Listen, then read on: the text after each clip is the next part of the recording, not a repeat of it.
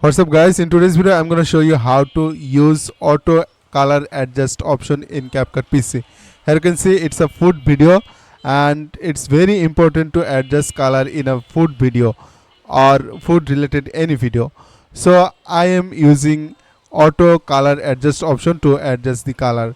So first of all, select your clips from the timeline and then go to right corner.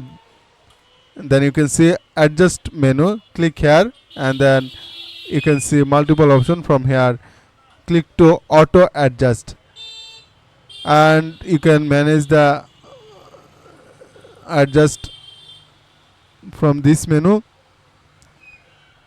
You can also use this menu from here. It's a magic icon, you can see. Click here and see the magic. You can also increase or decrease the color.